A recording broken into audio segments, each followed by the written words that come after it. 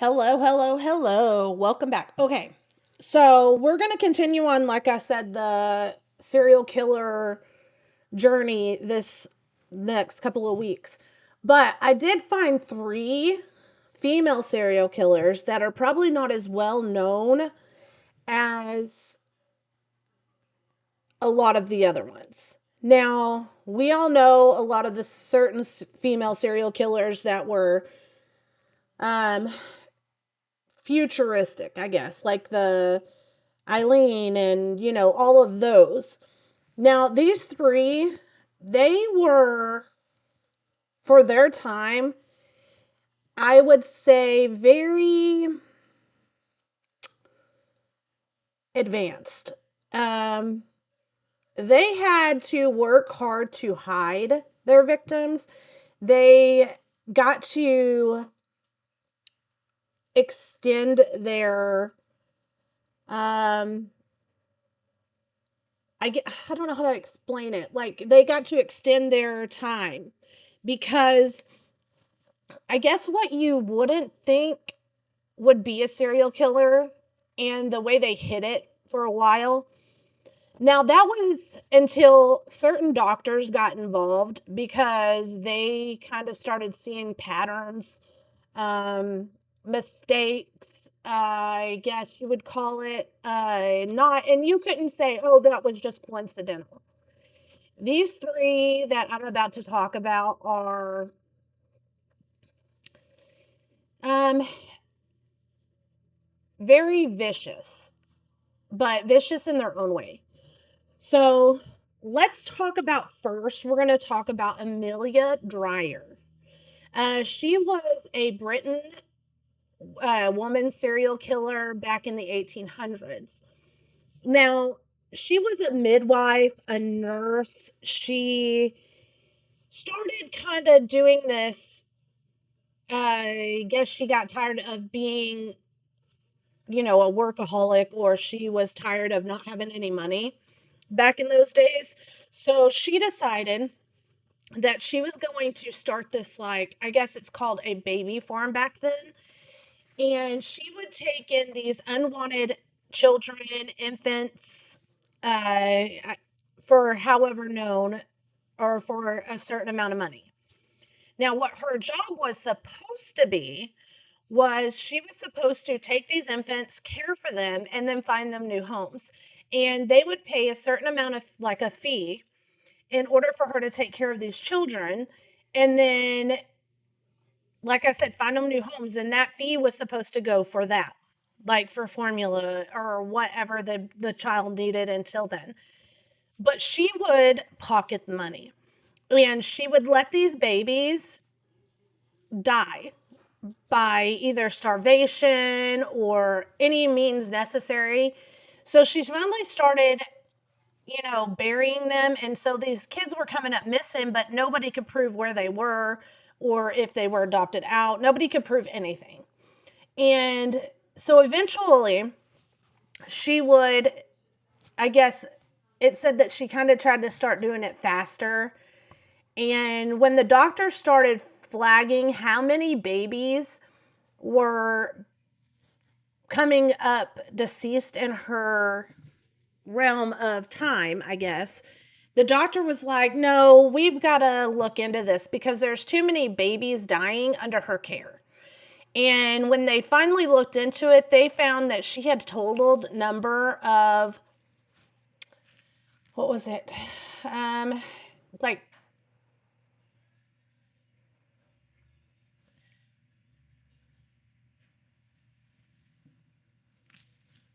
I'm trying to look. Okay, so it didn't give in a certain amount of her, of how many actually she did this to. All they know is there was a certain amount of bodies and baby bodies that were found in this Thomas River, and she was finally hung for her crimes in 1896. Now, could you imagine placing your child, I guess back then it would be kind of like adoption or foster care, only for them to not go towards what you actually that you thought you were giving them to. She would act so charming and friendly, and like everything was perfect for this realm, you know what I mean? And then all of a sudden, these infants would come up gone. Now, she is not even the worst of the worst. This next lady that we're going to talk about, her name is, well, they called her Nanny Doss or Nanny Doss, but her real name was actually Nancy Hazel. She was convicted of murdering 11 different people. But this took a span. Like, it wasn't just all at once. This was over like a certain amount of years. It was really weird because at this point, doctors still didn't look into it. Nobody thought it was weird until this lady's like had all of her immediate family, extended family die. And it wasn't common, natural. The doctors finally realizing, hey, okay, so let's look into her, because here's the thing. Your mother, your children, your husbands, and I do mean plural, do not just drop dead within a certain amount of time of each other without there being a natural cause back then.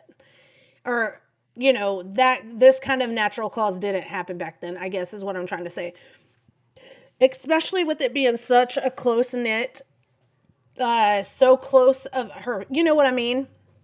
So this doctor says, enough's enough. There's been too many suspicious deaths, and we are going to go ahead and perform an autopsy.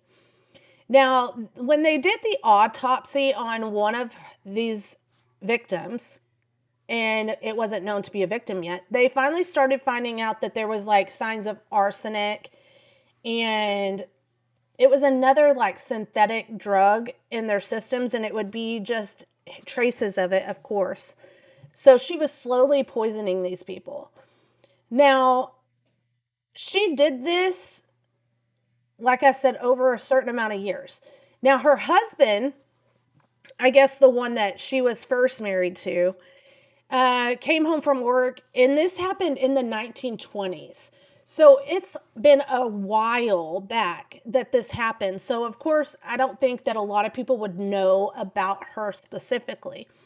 But her husband came home from work and found his children deceased.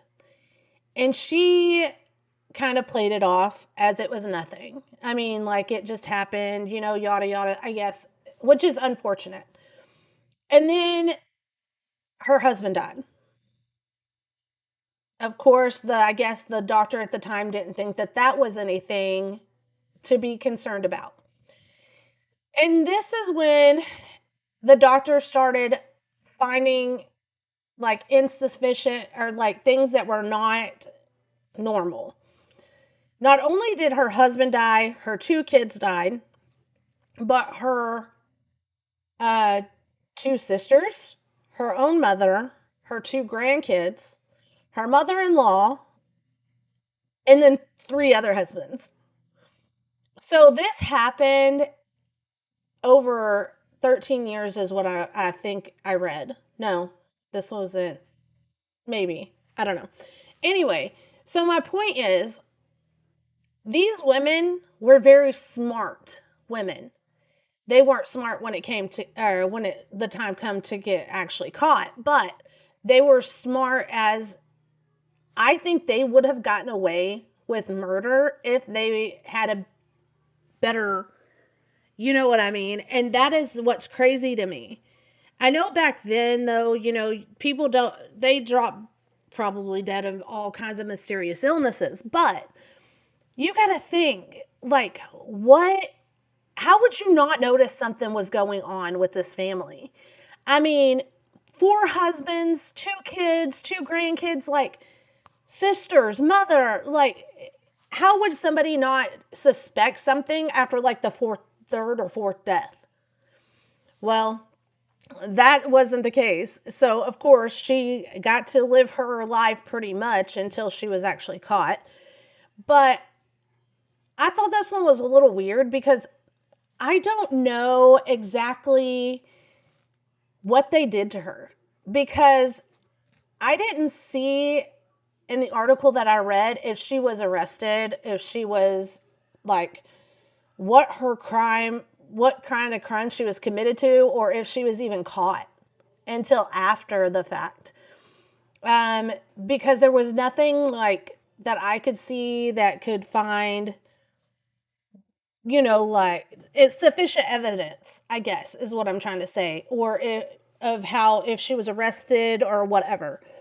But I'm assuming that they actually either caught her or something, because somebody, she's not going to get away with it like that. Now, the last person that we're going to talk about, this woman was, I don't know how to explain it. She is a character. Her name was Amy Archer Gilligan. I don't know. This woman was known to around her time as the Angel of Death. Now, this happened in 1901, and what I read is people kind of thought that she would be like the Harold Shipman of her day and age, or her time.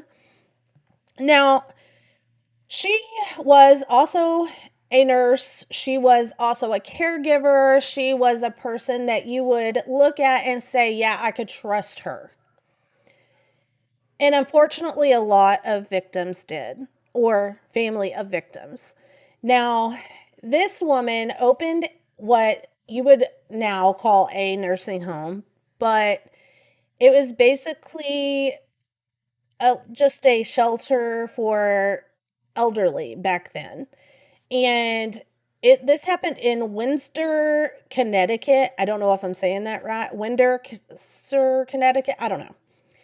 Anyway, so it happened back in this town where she was like, okay, I'm going to take the role of taking care of them medically, financially. They would all move in thinking that they were going to be taken care of until the end of their days. Now, this woman was kind of smart for her time. She decided that instead of taking care of them for a prolonged period of time, um, she would marry most of the male victims, and she would buy insurance on these men, and then she would slowly poison them until their deaths. Now, she married, I think it was like four or five of these. Yeah, she married five of these men. Now, after she would commit the murder of one, she would move on to the next, marry another one, so forth and so forth. But now, here's where these elderly females come in to play, because she knew she would get caught if these men were the only ones passing. So she would wait for these females to trust her enough. They would add her to their will and use her as like like she gets everything after their death because of the fact that they trust her. Why wouldn't they, right? So then she would slowly start poisoning them until they passed. Now, in total, she would get all this money. Now, here's what's freaking crazy. She would take her all of this money, and which one was it? I'm just trying to read. She would take all of this money, and then she would go about her life like nothing was going on. But that wasn't until authorities, like another doctor, kind of started doing, like every one of these, a doctor was like, no, something's not right, and they would start looking into it. But Oh, it was called the beneficiary. That's what it was. I knew it was a word. Anyway, and then months later, they would die as well, like I said, the females. But authorities found 48 deaths from all of her activities. And I don't know if you would realize, like, that's a lot of deaths in such a short amount of time, even with 13 years in the process. 48 deaths.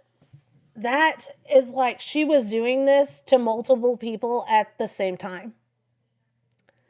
So I guess that would be why she was called the angel of death, though, because of the fact that they would believe and trust and, everything that they thought isn't actually what they thought, but she would make them fall in love, or she would make them think she really cared, or she would listen, or all while preparing meals, or she was giving them food or drinks and just slipping it in just slowly and surely. Now, all of these cases are very tragic. I mean, you have deaths of life that should have lived longer. You have infants that didn't even stand a chance around this first woman. You have a parent that not only murdered her own children, but her whole family to get back at her mother. I mean, this woman, I guess you would probably say a lot of these probably were mentally insane. And I don't know if back then, though, that they had these kind of diagnosis. I mean, to murder your entire family, I don't think it's to get off at that point. Like, you know how a lot of people say, oh, that's just something I had to do. I don't know if that would be the case like, for Nancy. She's the one that murdered her children. She's the one that murdered her sisters, her husbands, her mom, her mother in law, her grandkids. I kind of feel like she might have been criminally insane. I feel like who does that to their own family? That many, especially. So I kind of feel like she might have had some mental health issues. But I want to hear what you think about these three cases because I kind of figured that they were kind of interesting. Yes, they were so far back. Now I will go back up to current serial killers and not as far back for serial killers here in the next video. But I want to know what you think for real. So get back to me. And y'all stay safe and always watch your back.